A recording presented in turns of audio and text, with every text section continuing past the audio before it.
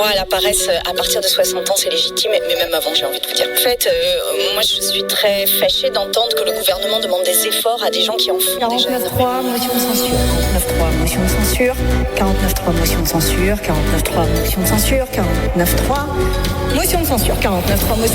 49.3, motion de censure. 49.3, motion de censure.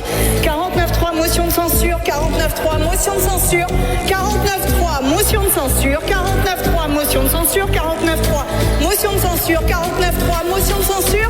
49.3 et la 15e motion de censure. Nous pourrions en rire, comme vous le faites régulièrement, Madame la Première ministre, quand un ou une députée de l'opposition de gauche s'exprime, mais aujourd'hui, devant vous, l'ambiance n'est pas au rire.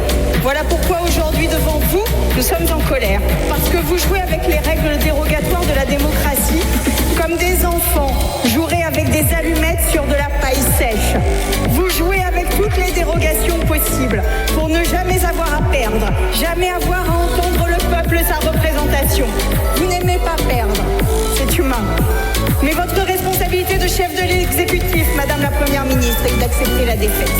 Vous jouez avec des allumettes sur une démocratie malade et il ne semble pas que vous mesuriez les conséquences de ce que vous faites. Votre usage abusif du 49.3 nous oblige en retour à déposer bien trop de motions de censure, leur faisant ainsi perdre ce caractère d'exception qui est pourtant leur fonction.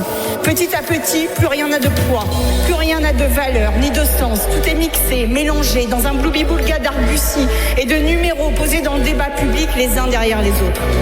Quand nous ne croirons plus suffisamment en la force de la démocratie, en sa capacité à porter les voix du peuple et à les arbitrer de la manière la plus noble possible par le vote, que nous restera-t-il ? Vous transformez cette arène en un cirque dont nous serions tous et toutes les tristes clowns. Cet hémicycle, madame, mérite mieux que le traitement que vous en faites. Parlons maintenant du fond. Sur ce projet de loi de financement de la sécurité sociale, le gouvernement va communiquer sur une petite partie. Quelques mesures phares, gratuité des préservatifs, remboursement des protections périodiques, vaccination contre le papillomavirus.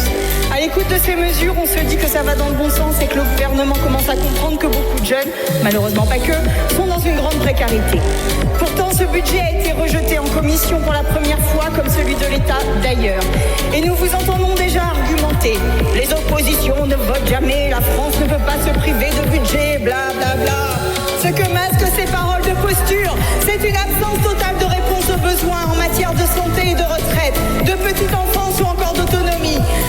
Pas de grand plan pour sauver l'hôpital public, pour y garder les médecins et éviter leur fuite vers le privé correctement et considérer correctement les patients. Rien non plus sur la lutte contre les déserts médicaux, le remplacement des médecins qui partent de la retraite